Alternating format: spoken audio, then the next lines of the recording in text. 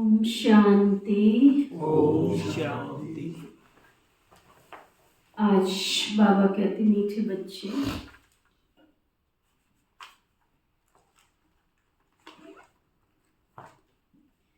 सदा बाबा की याद का चिंतन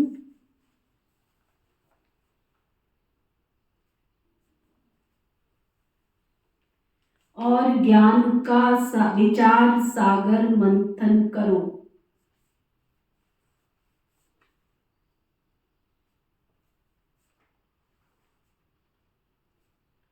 तो नई नई पॉइंट्स निकलती रहेगी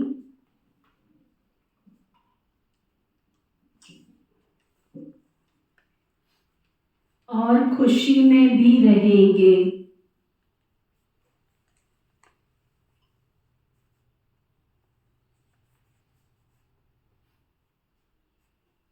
फिर बाबा पूछ रहे हैं, इस ड्रामा में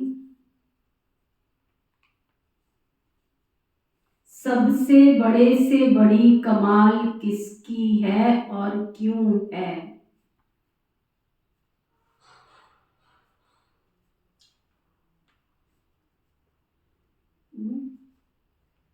कितना वंडरफुल प्रश्न है। इस ड्रामा में किसकी कमाल है और सबसे बड़ी कमाल है, क्यों?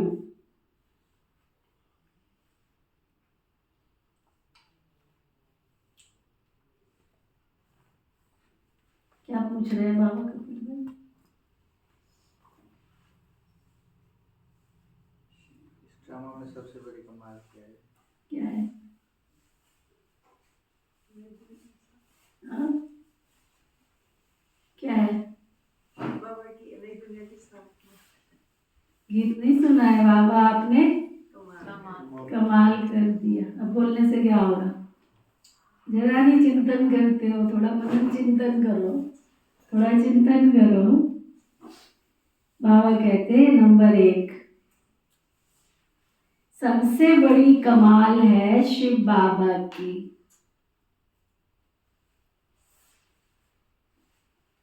क्योंकि वह तुम्हें सेकंड में परी ज्यादा बना देते हैं।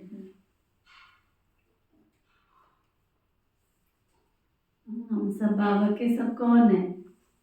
परी और परी जाते। सेकंड में बाबा ने हमको परियां बना दिया, परी ज्यादा बना दिया। ऐसे पढ़ाई पढ़ाते हैं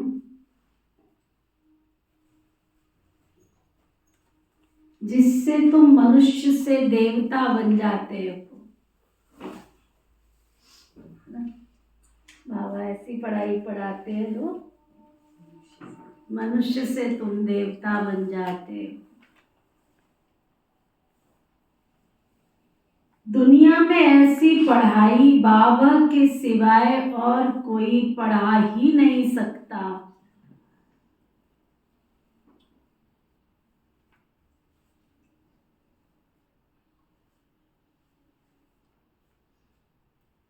नंबर 2, ज्ञान का तीसरा नेत्र दे अंधियारे से रोशनी में ले आना,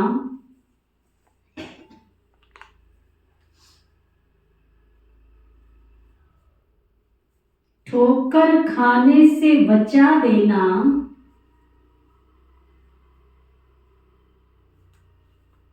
ये बाप का काम है।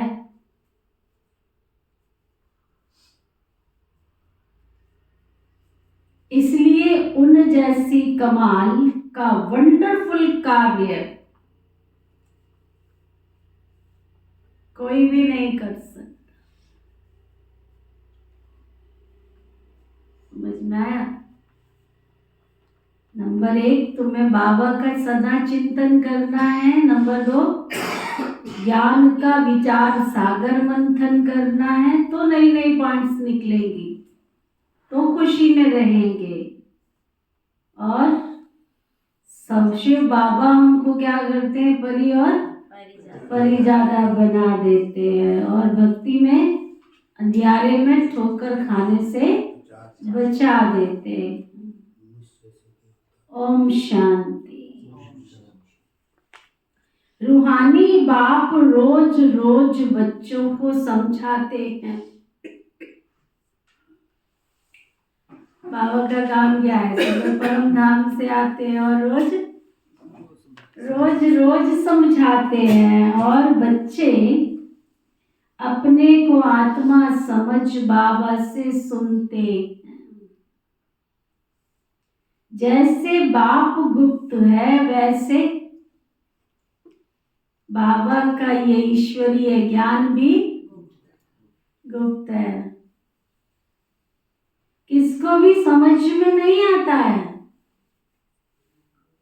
इतना समझाते हैं सन 1937 से सारे विश्व के अंदर।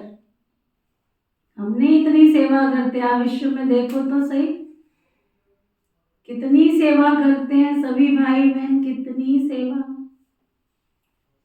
कोई शिवानी दीदी को बुलाता, कोई उषा दीदी को बुलाता, कोई शिलू दीदी को बुलाता, कोई किसको।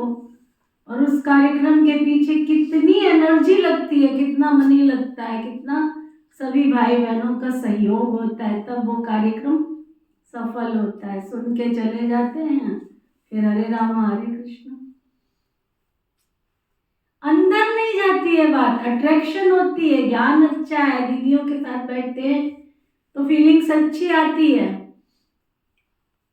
कल किसी ने एक स्टेटमेंट भेजा अपना, ऐसे लगा जैसे स्वर्ग से उतरी हुई परी से मिले। ठीक है, बहुत अच्छी बात है भाई, तुम स्वर्ग से उतरी हुई परी से मिले हो। मिलने का फायदा, उस परी से मिले तो उस परी ने जो जादू की छड़ी दी थी तो जादू नहीं हुआ तुम्हारे ऊपर। जिससे वो परी बनी है, तुम भी परी बनो, तुम भी परी ज्यादा बनो। जाता नहीं है ज्ञान अंदर, समझ आती नहीं है। तो बाबा कहते किसको भी समझ में नहीं आता कि आत्मा क्या है और परमपिता परमात्मा क्या है। तुम बच्चों की पक्की आदत पड़ जानी चाहिए कि हम आत्मा हैं। बाप हम आत्माओं को ही सुनाते। बाबा किससे बात कर रहा है? बाबा सब आत्माओं से बात करते। ये बुद्धि से समझना है और एक्ट में लाना चाहिए। अगर सुन रहे हो, समझ रहे हो तो ये थोड़ी है आपका ज्ञान बहुत अच्छा है। अरे ज्ञान तो अच्छा है ही है ना, पर तुमको भी तो धारण करना चाहिए कि नहीं करना चाहिए। बाबा कहते प्रैक्टिकल में भी तो लाना चाहिए ना। बाकी धंधा आदि तो करना ही है। ये थोड़ा ही बाबा कहते धंधा छोड़ के आके बैठ जाओ। किस किस को बिठाएगा बाबा यहाँ? बाबा कहते तो कोई बुलाएंगे तो जरूर नाम से ही बुलाएंगे। नाम रूप है तभी तो बोल सकते हैं ना, कुछ भी कर सकते हैं। सिर्फ पक्का बुद्धि से करना है कि मैं कौन हूं? मैं आत्मा हूं, मैं आत्मा हूं, मैं आत्मा हूं। महिमा सारी निराकार की है। अगर साकार में देवताओं की महिमा है तो उन्हों को भी महिमा लायक बाबा ने बनाया है ना। आज महिमा करते हैं भी दादी जानकी जी, दादी प्रकाश मणि जी, दादी गुलजार, पिता श्री ब्रह्मा बाबा, मातेश्वरी मम्मा और संसार की इतनी बड़ी सभी दीदियां, दादियां, दादाएं, भाई। इतना लायक किसने बनाया उनको? अगर वो लायक बनने वाले होते तो आपके बच्चे भी तो लायक बन जाते ना, आपके तो नहीं बने। बाबा की शक्ति को जानकर, मानकर, पहचान कर जिसने अपने जीवन में उतारा तो वो गायन योग्य बन गए। तो बाबा कहते अगर साकार में देवताओं की महिमा है तो उन्हों को महिमा के लायक बनाया किसने? महिमा तो सारी निराकार बेहद के बाप की है। अगर शिव बाबा सृष्टि पर ना आया होता तो ब्रह्मा का क्या मोल लगता, और ब्रह्मा बाबा ने अगर जीवन में कुर्बानी नहीं दी होती तो दादियां कहाँ से होती, और दादियां नहीं होती, दीदियां नहीं होती तो हम और आप कहाँ से होते? तो सारी कृपा किसकी है? शिव बाबा की। दया किसकी है? शिव बाबा की। सारी महिमा किसकी है? शिव बाबा की। अब फिर बाप ऐसा महिमा लायक बना रहे हैं, विचार किया जाता है बाबा की कितनी महिमा है और कितनी उनकी सेवा है। अभी भी आप देखो, आप अपने मोहल्ले में ही चले जाओ, उनको पूछना आपने ब्रह्मा कुमारी विश्वविद्यालय का नाम सुना है? आपके गांव में सबको पता है? सबको पता है शिव बाबा इस धरती पर आ गया? पता है? तुम्हारे गली मोहल्ले पड़ोस में सबको पता है शोभना? पता है? सुनील भाई, आपके हुड्डा में सबको पता है शिव बाबा धरती पे आ गया? पता है? सबको पता है? सबको पता है? बहुत अच्छी बात है। फिर आते तो नहीं है शिव बाबा से वर्षा लेने? पता माना एक है जानना, एक है मानना और एक है समझना। क्या उनकी बुद्धि ने इस बात को स्वीकार किया है कि वही परमपिता परमात्मा जिसका गीता में गायन है, जिसका रामायण में गायन है, जब जब धर्म की अति हानि होती है तो मैं धर्म स्थापन करने आता हूँ, तो वो आ गया है, धर्म स्थापन कर रहा है। ये पता है? पता होता तो घर में थोड़े ही बैठते, पता नहीं, बुद्धि ने स्वीकार नहीं किया है। जिस चीज को बुद्धि स्वीकार कर लेती है वो कार्य के लिए किसी को कहना नहीं पड़ता है। तो हम अपनी पहले बुद्धि को स्वीकार करें कि परम पिता परमात्मा जो है, जैसे हैं, क्या मेरी बुद्धि ने उनको उस रूप में स्वीकार किया है? बाबा कहता है मैं तुम्हारा बाप भी हूँ, टीचर भी हूँ और सतगुरु भी हूँ, लेकिन एक और संबंध बाबा कहता है, ये भी मत भूलना कि मैं तुम्हारा धर्मराज भी हूँ। तो क्या हमारी बुद्धि ने उसको उस रूप में स्वीकार किया है? अगर बाप के रूप में मेरी बुद्धि ने स्वीकार किया तो क्या मैं उससे बिना वर्षा लिए रह सकती हूँ? रह सकता हूँ। अगर मेरी बुद्धि ने उसको टीचर के रूप में स्वीकार किया तो क्या मैं उसकी पढ़ाई के बिना, अच्छा स्टूडेंट बने बिना, स्कॉलरशिप लिए बिना, पास विद ऑनर बिने रह सकती हूँ? रह सकता हूँ। अगर मेरी बुद्धि ने स्वीकार किया कि वो सतगुरु है तो क्या मैं उसकी वरदानों की छाया से बच सकती हूँ? क्या मुझे तमन्ना नहीं रहेगी कि मैं उसके वरदान लूं? अगर मेरी बुद्धि ने उसको धर्मराज के रूप में स्वीकार किया है तो क्या मैं दुष्कर्म, पाप कर्म, निंदा, चुगली, परचिंतन तेरी मेरी करते से मैं डरती हूँ? मुझे डर लगता है उन कर्मों से। अगर डर लगता है तो फिर मैं क्यों करती हूँ? बुद्धि जो है, जैसा है वैसा स्वीकार कर रही है तो परिवर्तन जीवन में ऑटोमेटिक आता चला जाएगा। जो है, जैसा है वैसा उसको जानकर, मानकर बुद्धि को स्वीकार करना। देखो, आपको डॉक्टर के पास जाते हो, वो बीमारी के आधार पर आपको परहेज बता देता है। डॉक्टर के पास जाओगे, दवाई देने से पहले क्या कहता है? क्या कहता है? कुछ भी खाओ पियो, दवाई भी खाते रहो। हाँ, क्या कहता है कि तुम्हें अगर ठीक होना है तो मेरी ये दवाई शर्तिया है। तुम्हारा इलाज ठीक करेगी, लेकिन तुम क्या करना, परहेज करना भाई। खटाई मत खाना, तुम मिर्च मत खाना, तुम नमक ज़्यादा मत खाना, तुम घी तेल ज़्यादा मत खाना, है ना। और कुछ एक्सरसाइज भी कर लेना, कुछ प्राणायाम भी कर लेना, कुछ सैर भी कर लेना। शर्तियाँ है कि तुम्हारे को मेरी दवाई लग जाएगी, ठीक हो जाएंगे। हम क्या करते हैं, हम क्या करते हैं, ना हम एक्सरसाइज करके खुश है, ना हम प्राणायाम करके खुश हैं। कहाँ होती है पूनम दीदी 2-3 दिन करके ओम शांति, 600 रुपए का मैट भी ला के रख दिया है, सुना। ना हम प्राणायाम करते हैं, ना हम एक्सरसाइज करते हैं, ना हम कुछ करते हैं, और साथ साथ परहेज की जगह खटाई भी खाते रहते, दवाई भी खाते रहते, मिर्च भी खाते रहते, घी भी खाते रहते हैं। और फिर क्या कहते हैं, ये डॉक्टर तो अच्छा नहीं है, इसकी दवाई लगी नहीं।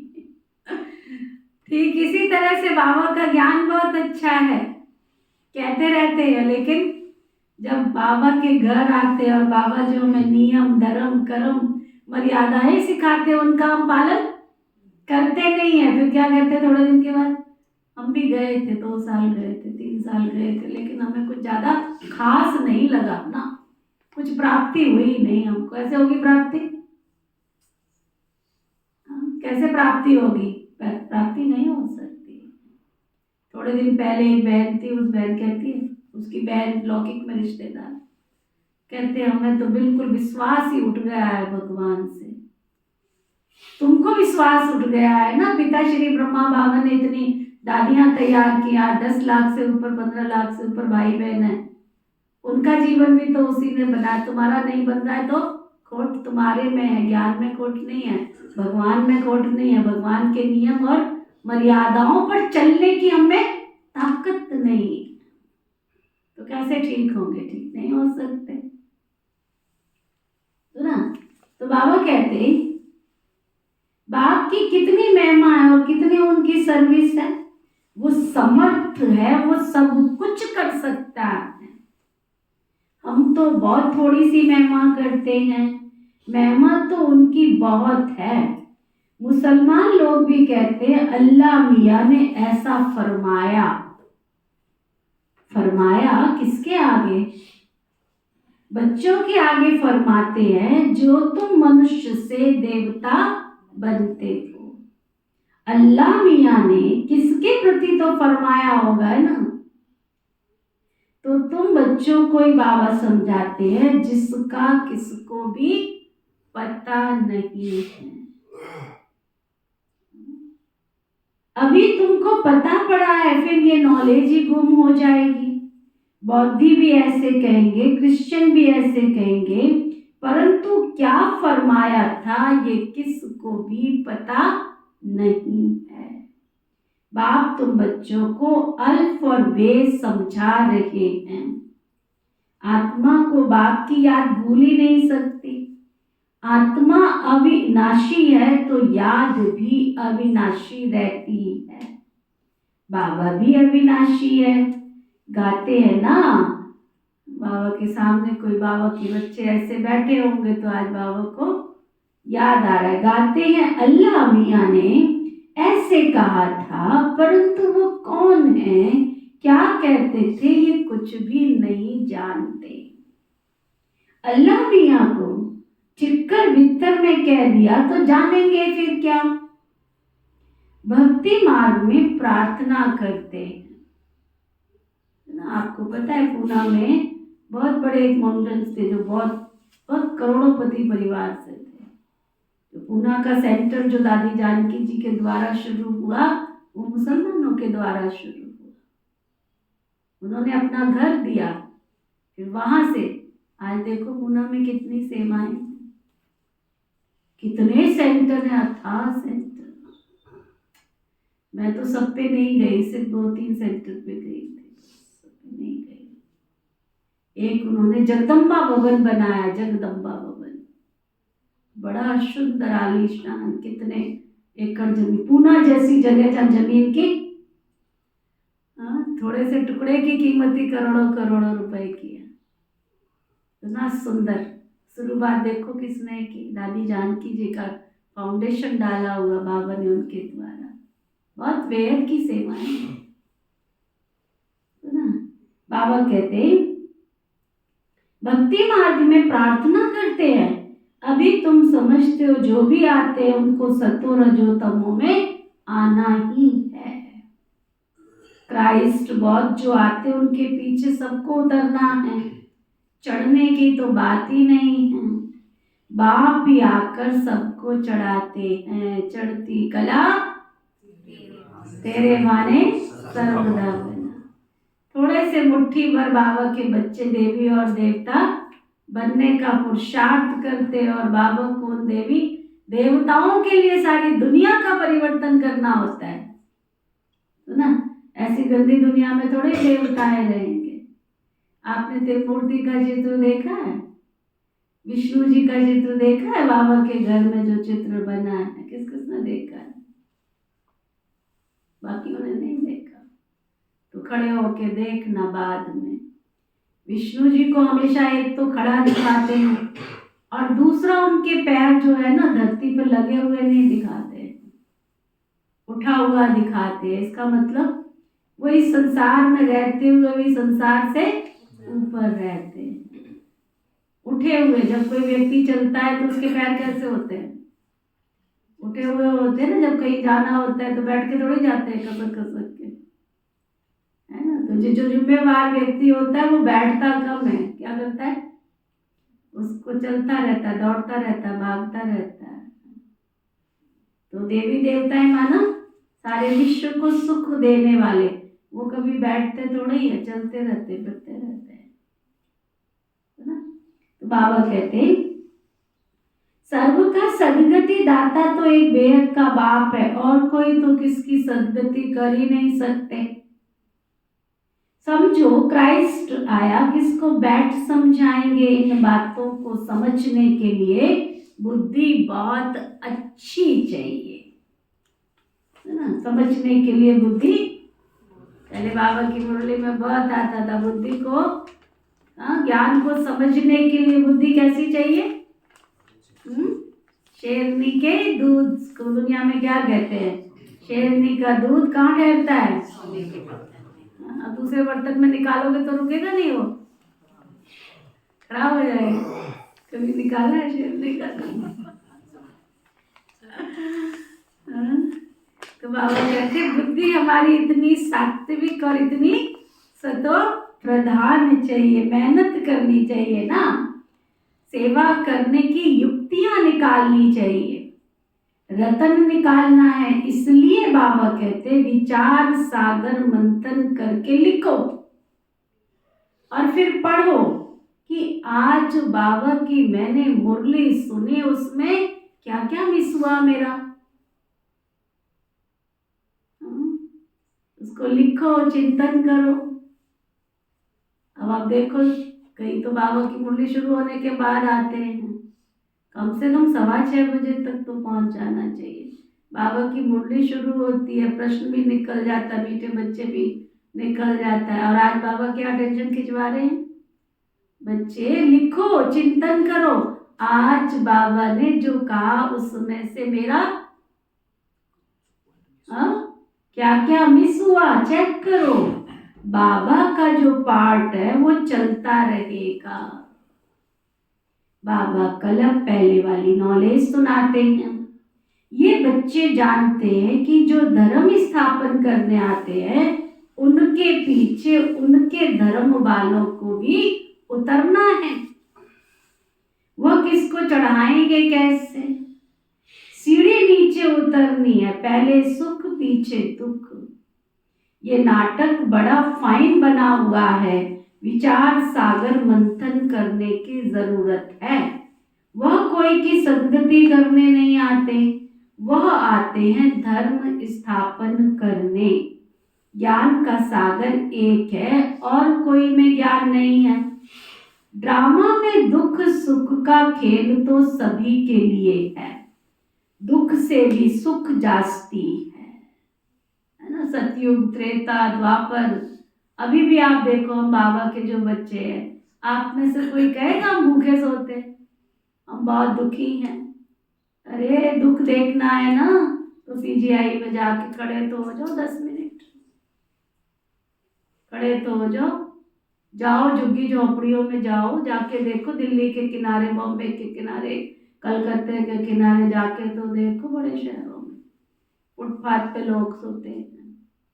जब हम छोटे थे तो हमारी लौकिक माँ हमको सिखाया करती थी, दुनिया में कभी भी अभिमान मत चढ़ने देना कि मैं बहुत बहुत बहुत बहुत हूँ। जब अभिमान आने लगे तो सोचना कि हमारे से ऐसे ऐसे लोग हैं संसार में जिनको 2 वक्त की रोटी भी नहीं मिलती है, और तुम तो बड़े आलीशान घर में बड़े शांति से, बड़े खुशी से रह रहे हो, है ना? तो काय से तुम ऊंचे हो? और जब तुमको नशा चढ़ने लगे कि मैं बहुत हूँ, तो अपने से ऊंचे वालों को देखना, मैं तो क्या हूँ, मेरा तो साधारण सा घर है। दुनिया में तो ऐसे ऐसे जिनके कितने एकड़ में घर बने हुए हैं, तो मैं कौन हूँ? मैं बहुत साधारण सी आदमी। कभी भी हाई फाई नहीं बनना, धरती पर चलते रहना, धरती पर चलना सीखना। तो बाबा कहते हैं अभी भी देखो, अगर अपने आप को चेक करो तो दुनिया के दुख से, कोई गीत भी है ना दुनिया में, मुझे याद नहीं आ रही पूरी लाइन, दुनिया के दुख से मेरा गम थोड़ा है। दुनिया में कितने गम हैं, और उन है मेरा गम कितना कम है ना? इसलिए दुनिया को देखो, भगवान ने मुझे कितना सब कुछ दिया है, उसके बाद भी मैं शिकायत करता रहूं तो फिर उसके बाद भी मैं टेंशन में जाऊं, उसके बाद भी मैं डिप्रेशन में जाऊं, नॉट अलाउड। डिप्रेशन को, टेंशन को नॉट अलाउड कर दो। तुम्हारा मेरे पास कोई, क्या पवन भाई, कोई काम नहीं है, भाग जाओ यहाँ से, तुम्हारा मेरे पास काम नहीं है। तुमको पता नहीं है मुझे धरती का मालिक, संसार का मालिक, विश्व का मालिक पढ़ाता है, मैं उसकी गोद का बच्चा हूँ, गोद में पलता हूँ, खुश रहो, है ना? बाबा कहते ड्रामा में पार्ट बजाते तो जरूर सुख चाहिए, बाबा दुख थोड़े ही स्थापन करेंगे, बाबा तो सबको सुख देते हैं। विश्व में शांति हो जाती है, दुख धाम में तो शांति हो नहीं सकती। शांति तब मिलनी है जब वापस शांति धाम में जाएंगे। बाबा बैठ समझाते हैं ये कभी भूलना नहीं चाहिए कि हम बाबा के साथ हैं। बाबा आया हुआ है असुर से देवता बनाने। ये देवताएं सदगति में रहते हैं तो बाकी सब आत्माएं मूल वतन में रहती हैं। ड्रामा में सबसे बड़ी कमाल है बेहद के बाप की, जो तुमको परी ज्यादा बना देते हैं। पढ़ाई से तुम परी बनते हो, बाबा की पढ़ाई से तुम परी बनते हो। भक्ति मार्ग में तो कुछ भी समझते नहीं थे, माला फेरते रहते थे। कोई हनुमान को, कोई किसको याद करते हैं। अच्छा, बाबा कहते उनको याद करने से फायदा क्या होगा ये तो बता। हनुमान जी हनुमान जी हनुमान जी हनुमान जी तुम कहते रहोगे, उससे फायदा क्या होगा? हाँ, हनुमान जी को याद करो, मैं भी करती हूँ। बहन जी आप भी याद करते हो? हाँ करती हूँ। कैसे याद करती हूँ? हनुमान जी की सादगी देखो, वो धारण करूं। हनुमान जी की पवित्रता देखती हूँ, वो धारण करूं। हनुमान जी की अचल अडोलता देखती हूँ, वो धारण करूं। हनुमान जी जैसा मेरा दिल हो, साफ स्वच्छ, छाती फाड़ के भी दिखा दी कि मेरे तो दिल में राम सीता के सिवाय और कोई नहीं। मेरा भी दिल कोई फाड़ के देखे तो उसको शिव बाबा के सिवाय दूसरा कोई दिखाई ना दे। हनुमान जी जैसी मैं भी आज्ञाकारी बन, उठ गए तो उठ गए, भगवान ने कहा बैठ जाओ तो बैठ गए। किसने कहा कि हनुमान जी को तुम मत याद करो? मैं तो बहुत याद करती हूँ, सुबह दोपहर शाम। हनुमान जी जैसी शक्ति उड़ने की, 1 सेकंड में यहाँ, 1 सेकंड में वहां, 1 सेकंड में वहां, जहां सेवा की जरूरत है वहां कोई थकावट नहीं है, भाग जाओ दौड़ जाओ, तो ना। एक एग्जांपल आपने आप दिया हनुमान और अर्जुन का। हाँ आपने दिया हाँ, है ना। अर्जुन अपनी जगह बहुत अच्छा है, अर्जुन को भी याद करती हूँ। जो ओटे सो अर्जुन। चलो शुक्र है, प्रश्न करते करते करते ज्ञान तो बुद्धि में बैठा, भाग तो नहीं गया मैदान छोड़ के। मैदान छोड़ के तो नहीं भागा, कर्म तो करके दिखाया। तो अर्जुन भी कोई कम नहीं है, श्री राम जी भी कोई कम नहीं है। एक दृष्टांत पढ़ रही थी, बड़ा अच्छी तरीके से छोटी बच्ची सुना रही थी, अच्छा लगा उसका ढंग सुनाने का। कहते हैं संसार के अंदर सबसे सुंदर अगर किसी का पार्ट है और सबसे मीठी और सबसे प्यारी माँ है तो कौन होती है? कौन है बताओ? कौन थी रामायण के पात्र में सबसे मीठी सबसे प्यारी? हाँ,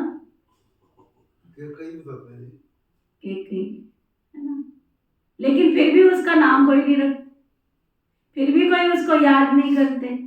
ये तो दुनिया की रीति है ना, जो अच्छा करता है उसको मरना ही पड़ता है। इतना बड़ा भव्य भवन बनाया, जो नीचे ईंट है उसको कौन पूछता है? अगर पहली ईंट दूसरी ईंट से मिलना मना कर देती तो इतना बड़ा भव्य भवन कहाँ से बनता? तो कमाल तो किसकी है? पहली ईंट की जो छिपी पड़ी है अंदर। दुनिया में क्या कहते, कोई भी काम करते हैं बड़ा नींव का पत्थर साबित हुआ ये तो। क्योंकि कोई भी अच्छा काम करने वाला व्यक्ति, कोई भी महान करने वाला व्यक्ति, उसकी जीते जी तो महिमा हो ही नहीं सकती है कि तुम बहुत अच्छे हो। उसके आलोचक, उसके निंदक उसके आगे पीछे घूमते रहते। इसलिए हमारे ऋषि मुनियों ने क्या कहा? निंदक नियरे राखिए, जो गहरे पानी पीठ। जैसे गहरे पानी में रतन मिलते हैं ना, निंदक भी तुम्हारे आगे पीछे रहते, माना तुम्हारे जीवन की वैल्यू को बढ़ाते हैं, अर्थात तुम्हारे अंदर गुणों की खान भर देते हैं ना। बड़ा सुंदर सुना रही थी, बड़ा अच्छा था वृतांत उसका। कहती है लोग समझते हैं कि कैकेयी ने बुरा किया, कैकेयी तो सबसे ज्यादा श्री राम जी को प्यार करती थी, भरत से भी ज्यादा वो श्री रामचंद्र जी से प्यार करती थी, अपने हाथ से भोजन खिलाती थी। अब देखो, देखा थोड़ा ही है किसी ने, लेकिन कथा सुनाने वाले उसमें भाव पैदा करते हैं, उसमें भावना पैदा करते हैं।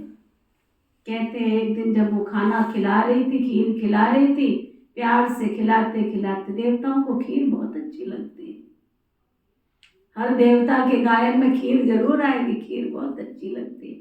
अरे खीर का वास्तविक अर्थ क्या है? वो चावल जो होते हैं ना, अलग बिखरे हुए होते हैं, दूध में इतनी शक्ति है कि वो चावल जो बिखरे उनको भी एकता के सूत्र में पिरो लेते हैं। देखते हैं कोई चावल उसमें, दिखती है चीनी उसमें, समझा? तो खीर खिला रही थी तो श्री रामचंद्र जी ने कहा कि भैया तुम इतना मेरे से प्यार करती हो, इतना प्यार करती हो, करती हो या नहीं करती हो? कहते करती हूँ, तेरे को पता है ना, करती हूँ, तू ही मेरा सबसे लाडला है सब। कहते अच्छा एक बात बताओ, तुमसे जो मांगूंगा तुम दे दोगी? कहते तेरे लिए तो दुनिया जहान सब कुछ, मेरे लिए तो सब कुछ तू ही तू है, तू जो मांगेगा मांग। कहता एक बात याद रखना, जब मैं तेरे से मांगूंगा तो एक बात याद रखना, तेरा नाम कोई संसार में लेगा नहीं, तुझे मंजूर है?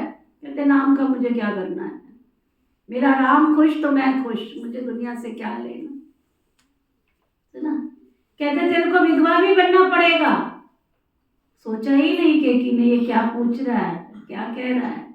कहता है फिर क्या हुआ, मेरा राम खुश तो मैं खुश, विधवा भी बन जाऊं तो भी मुझे कोई गम नहीं, है ना?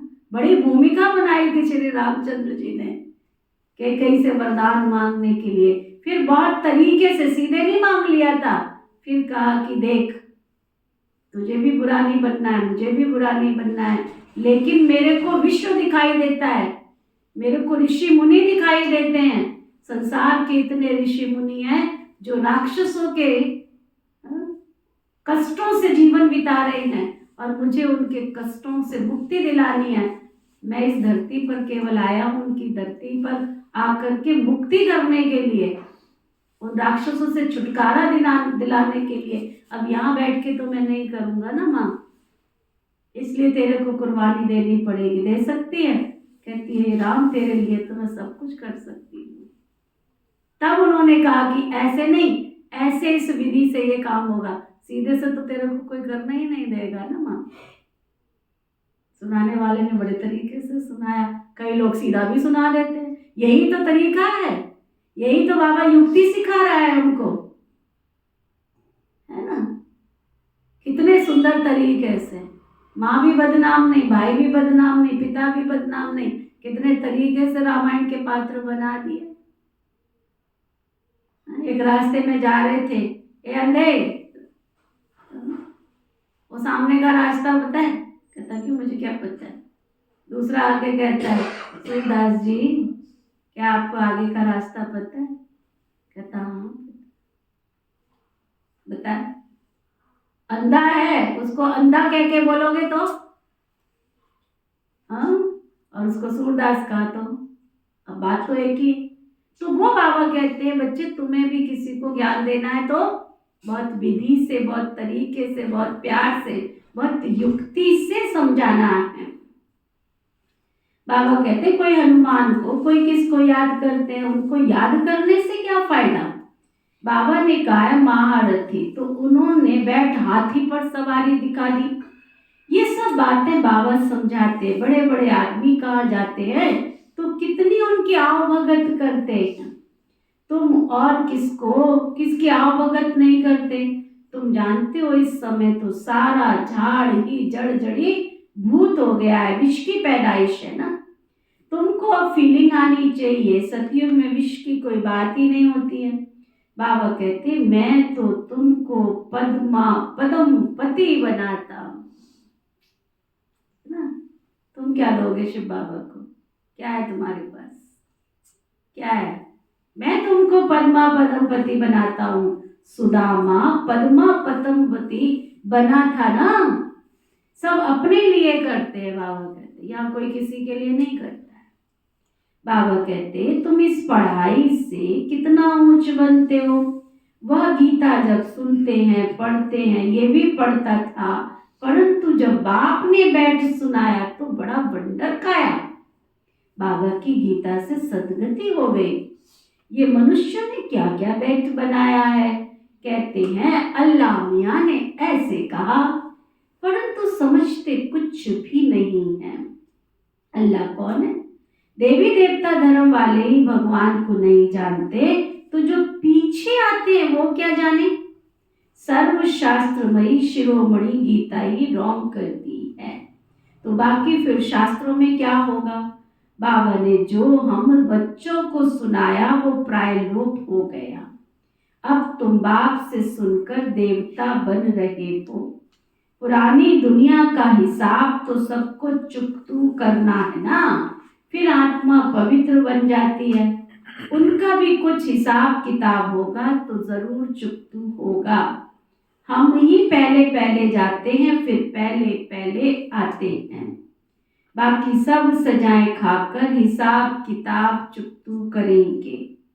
इन बातों में जास्ती नहीं जाओ, पहले तो निश्चय कराओ कि सबका सदगति करने वाला एक बेहद का बाप ही है।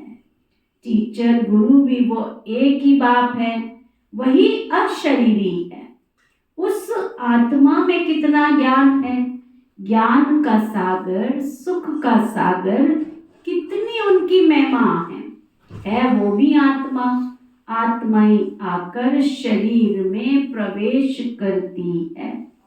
सिवाय परमपिता परमात्मा के तो और कोई आत्मा की महिमा कर ही नहीं सकते, और सब शरीरधारियों की महिमा करेंगे। ये है सुप्रीम आत्मा। बिगर शरीर आत्मा की महिमा सिवाय एक निराकार बाप के कोई कर ही नहीं सकते। आत्मा में ही ज्ञान के संस्कार हैं, बाप में कितने ज्ञान के संस्कार हैं, है ना। शिव बाबा की महिमा वो ज्ञान का सागर है, प्यार का सागर करो। उसकी महिमा कितनी महिमा है? वो सुख का सागर है, शांति का सागर है, आनंद का सागर है।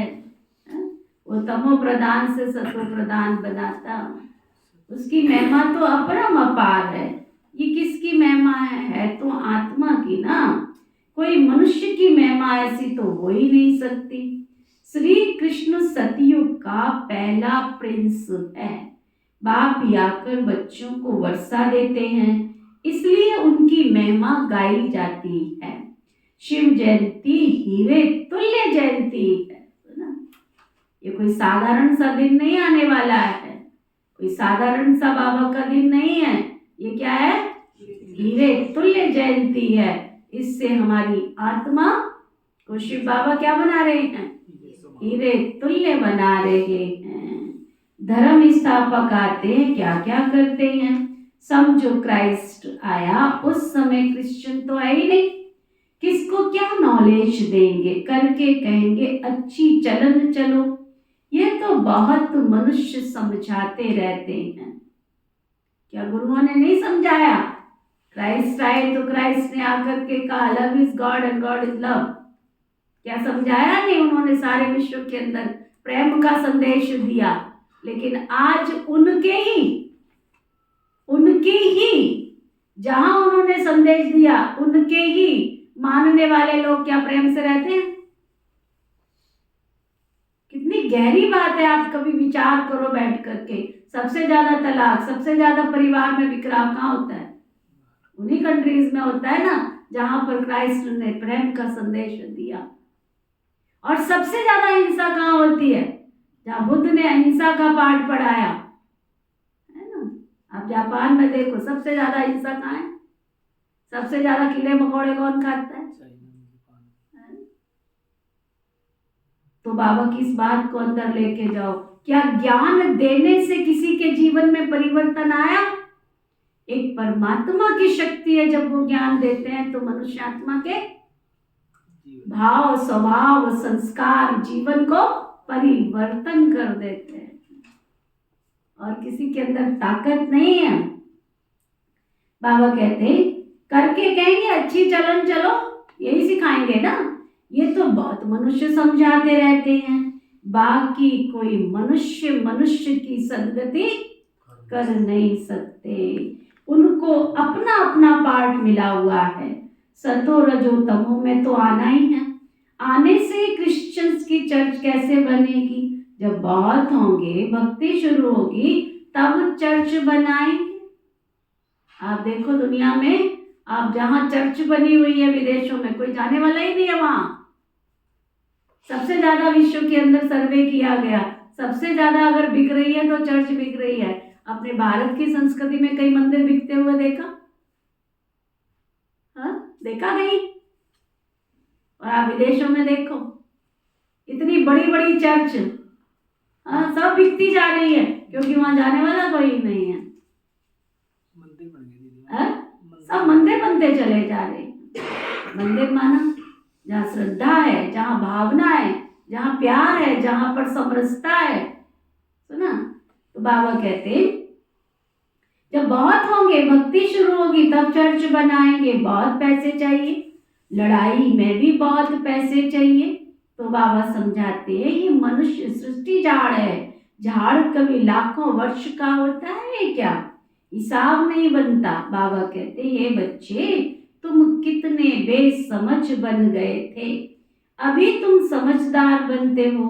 पहले से ही तैयार होकर आते हो राज्य करने के लिए। वो तो अकेले आते हैं परम धाम से जब आते हैं, है ना। फिर वृद्धि को पाते हैं। झाड़ का फाउंडेशन देवी देवता, उनसे फिर 3 धर्म निकलते हैं। फिर छोटे छोटे मठ पंथ आते हैं, वृद्धि होती है, फिर उनकी कुछ महिमा हो जाती है, परंतु फायदा कुछ भी नहीं है। सबको नीचे आना ही है। किसको मालूम नहीं है? अभी तुमको श्रेष्ठ नॉलेज मिल रही है। कहते हैं गॉड इज नॉलेजफुल, परंतु वो क्या नॉलेज देते हैं ये किसको भी पता नहीं है। तुमको अभी नॉलेज मिल रही है। भाग्यशाली रथ तो जरूर चाहिए ना। बाबा साधारण तन में आते हैं, तब ही तो भाग्यशाली बनते हैं। सतयुग में सब पदम भाग्यशाली हैं। तो ना क्या कह रहे हैं बाबा? सतयुग में सब पदम भाग्यशाली हैं। अब तुमको ज्ञान का तीसरा नेत्र मिलता है, जिससे तुम श्री लक्ष्मी ये चेक करो। रोज बैठो, हमारा इसी श्री विश्वविद्यालय का। अच्छा, शीशे में देखना किस किस को अच्छा लगता है? अच्छा, जो बताओ बिना शीशे के तैयार होते वो हाथ उठाओ। जो कहते मैंने बचपन से लेके कभी शीशा देखा ही नहीं है। कई लोग तो वो जेब में पॉकेट में शीशा रखते हैं, वो सारा दिन शीशा ही देखते रहते हैं। और खास करके बहनों के पर्स खोले ना तो उसमें क्या होता है, पैसा होता है कि शीशा खुला होता है? एक लिपस्टिक होती है, एक शीशा होता है, एक कंघा होता है, और क्या होता है उसमें? एक रुमाल होता है बस, और इतना बड़ा पर्स लेके घूमते। भाइयों की पॉकेट में क्या होता है? छोटा सा कंघा होता है, छोटा सा शीशा होता है। लेकिन इसी श्री विश्वविद्यालय में भी एक शीशा है। कौन सा? श्री लक्ष्मी श्री नारायण पॉकेट प्रदर्शनी।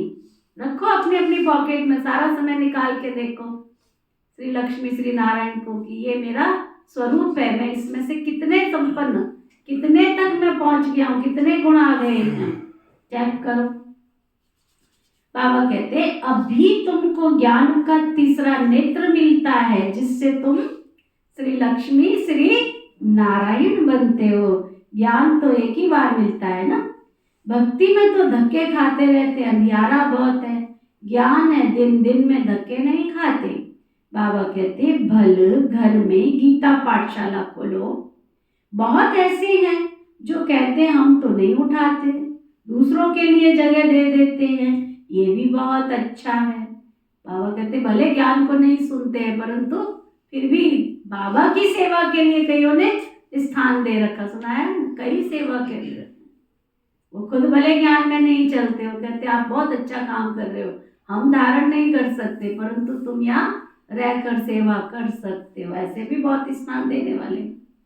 बाबा कहते ये भी अच्छा, यहाँ बहुत साइलेंस होनी चाहिए। ये है होलीएस्ट ऑफ होली क्लास ना, यहाँ किसी तरह की हलचल नहीं चाहिए। ये होलीएस्ट होली क्लास है, जहाँ शांति में तुम बाबा को याद करते हो। हमको अब शांति धाम जाना है, इसलिए बाबा को बहुत प्यार से याद करना है। सतयुग में के जन्म के लिए तुम सुख शांति पाते हो। बेहद का बाप है ना, बेहद का वर्षा देने वाला, तो ऐसे बाप को फॉलो करना चाहिए। अहंकार में नहीं आना चाहिए, वह गिरा देता है। बहुत धैर्यवत अवस्था चाहिए, किसी बात की जिद नहीं करनी है, हठ नहीं करनी है। कईयों से देह अभिमान बहुत हठ करवा देता है। बहुत बहुत मीठा बनना है। देवताएं कितने मीठे हैं, कितनी कशिश होती है, बाप तुमको ऐसा ऊंच बनाते हैं। तो ऐसे बाप को कितना ना प्यार से याद करना चाहिए। तो बच्चों को ये बातें बार बार सिमरण कर सदा हर्षित रहना चाहिए। इनको निश्चय है ना, किसको? पिता श्री ब्रह्मा बाबा को निश्चय है ना कि हम ये शरीर छोड़ फिर जाकर श्री लक्ष्मी श्री नारायण बनेंगे। हम एम ऑब्जेक्ट, ये एम ऑब्जेक्ट का चित्र पहले पहले सबको देखना चाहिए। वह तो पढ़ाने वाले देहधारी टीचर होते हैं, यहाँ तो पढ़ाने वाला एक बेहद का निराकार परमपिता परमात्मा शिव है, जो हमको पढ़ाते हैं। यह चिंतन करने से कितनी खुशी हो जाती है। हमारा ट्यूटर कोई ऐसा वैसा नत्थु गहरा नहीं है ना। दुनिया में अगर किसी का कोई बच्चा पढ़ता हो, कहेगा कि दीदी आपको पता है हमारा बच्चा जो उसको ट्यूशन पढ़ाता है, दीदी उसकी एक दिन की 500 रुपए की फीस है। मेरे को जब पहली बार ये बात पता लगी ना, मैं तो हैरान रह गई। एक बच्ची यहाँ आती थी, दिल्ली में सर्विस करती थी। वो मतलब तू क्या करती है वहाँ पर? कहती दीदी मैं मैथमेटिक्स पढ़ाती हूँ। अच्छा, तो तुम्हारे को कितना? कहती एक दिन का 1000 रुपया लेती हूँ, 1 घंटे का। 1 घंटे का 1000 रुपया। मुझे विश्वास ही नहीं हुआ। फिर मैंने इंक्वायरी किया कि ऐसे भी होता है। कहते हैं ऐसे ही होता है, जो मैथमेटिक्स है या साइंस है, ऐसे ऐसे सब्जेक्ट का 1 घंटे का 1000 रुपया। नेचुरल सी बात है ना, सुना? इसलिए लोगों ने अपने अपने घरों में क्या बोलते हैं उसको, हाँ ट्यूशन के और कुछ बोलते हैं ना उसको, कोचिंग सेंटर बना लिए। वो क्यों जाएंगे ट्यूशन पढ़ाने के लिए? अगर प्रोफेसर की एक तनख्वाह अगर 1.5 लाख रुपए है तो वो घर में कोचिंग करके 1.5 लाख नहीं कमाएंगे महीने। ऐसे ऐसे भी हैं बाबा, दुनिया में देखने में आता है। लेकिन हमारा टीचर तुमसे 5 रुपए भी नहीं देता है। 1000 तो छोड़ो, 500 तो छोड़ो, हाँ कितनी फीस देते हो? कितनी फीस देते हो? हाँ? कभी उसने मांग नहीं की इतनी फीस दो। बाबा कहते वह तो पढ़ाने वाला देहधारी टीचर होता है, यहाँ तो पढ़ाने वाला निराकार बेहद का बाप है जो आत्माओं को पढ़ाते हैं। ये चिंतन करने से ही कितनी खुशी होती है। इनको ये नशा रहता होगा ना कि हम ब्रह्मा सो विष्णु, विष्णु सो ब्रह्मा कैसे बनते हैं। ये बड़ी वंडरफुल बातें तुम सुन करके फिर धारण कर दूसरों को सुनाते हो। बाबा तो सबको विश्व का मालिक बनाते हैं। बाकी ये समझ सकते हैं कि राजाई के लायक कौन कौन बनेंगे। बाप का फर्ज है बच्चों को ज्ञान समझाकर ऊंचा उठाना। बाप सबको विश्व का मालिक बनाते हैं। बाबा कहते मैं विश्व का मालिक बनता नहीं हूँ, बाप इस मुख के द्वारा बैठ नॉलेज सुनाते हैं। आकाशवाणी कहते हैं परंतु करते नहीं, अर्थ नहीं समझते हैं। सच्ची आकाशवाणी तो ये है जो बाप परम धाम से आकर इस ब्रह्मा गौ मुख द्वारा, इस मुख के द्वारा वाणी सुनाते हैं। बहुत बच्चे, कई बच्चे बहुत मीठे होते हैं। कहते बाबा आज टोली खिलाओ।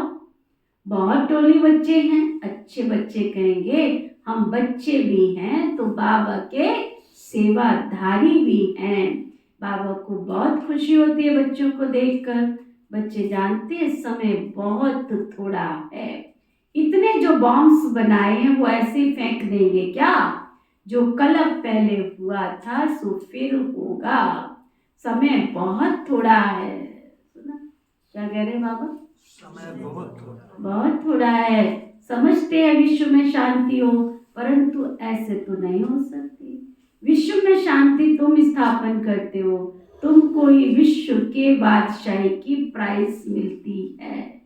देने वाला तो बेहद का बाप है ना। योग बल से तुम विश्व की बादशाही लेते हो, शारीरिक बल से तो विश्व का विनाश होता है। और तुम साइलेंस के आधार पर विश्व पर विजय प्राप्त कर लेते हो ना। सारी दुनिया लड़ती झगड़ती रहती है, कभी कोई लड़ रहा है कभी कोई लड़ रहा है।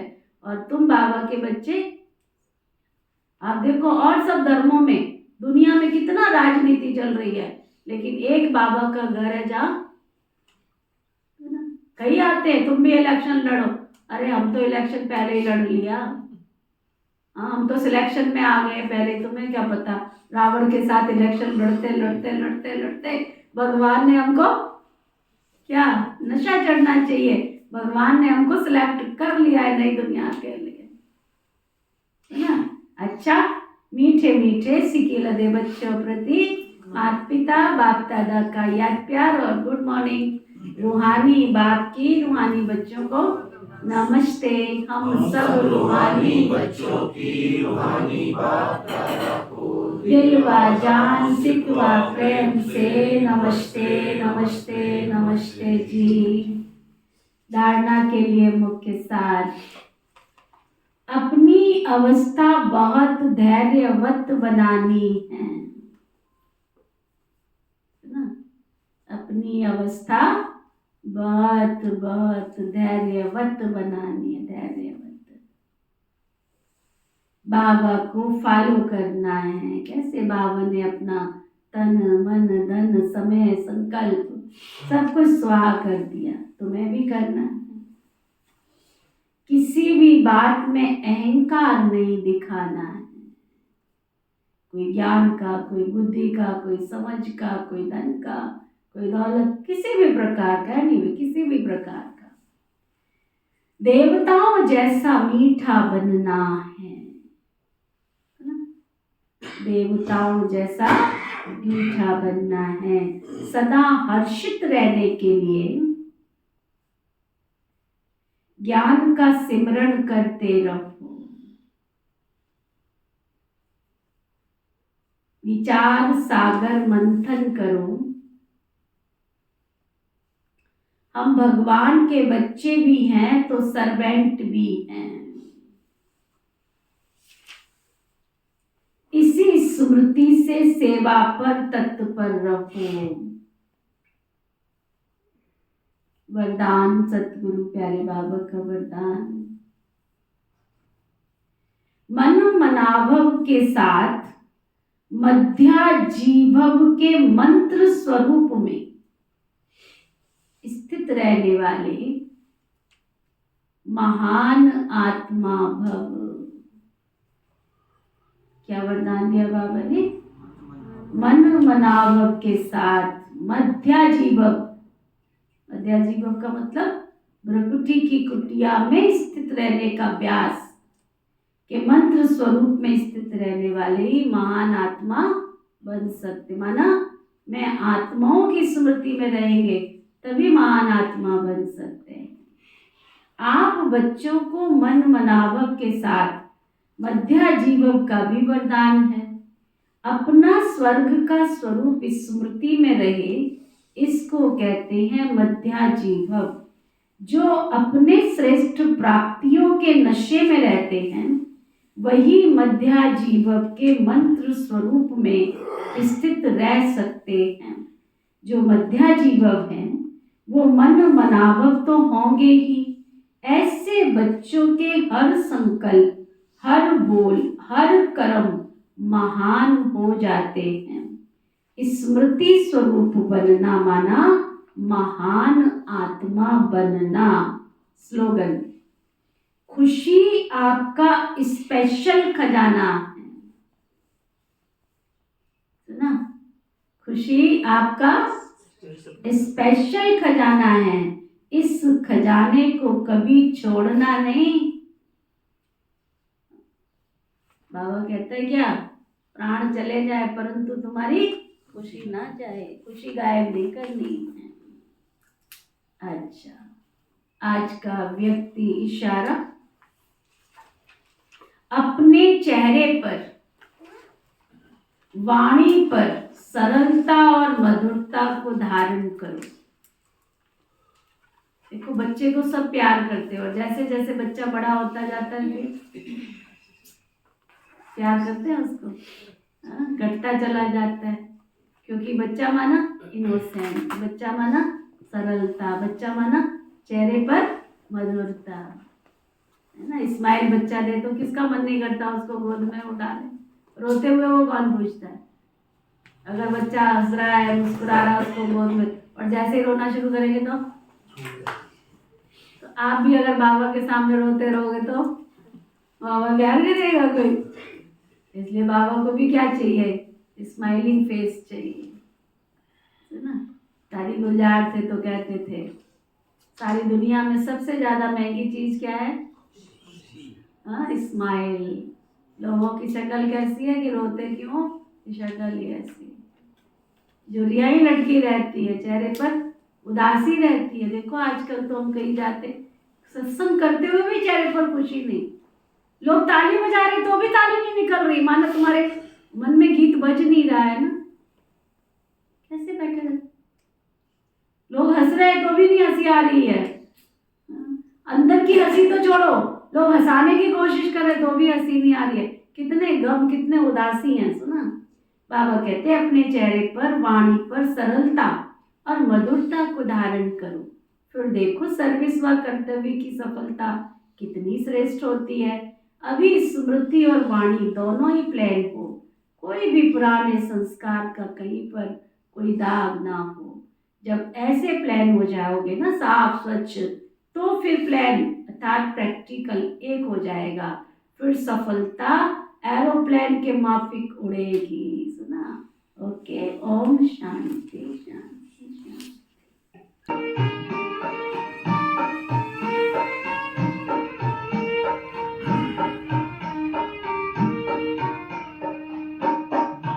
मना भव मंत्र का अर्थ जान ले, मना भव मंत्र का अर्थ जान ले, मनवांछित फल के जीवन का कल्याण करे, मना भव मंत्र का अर्थ जान ले।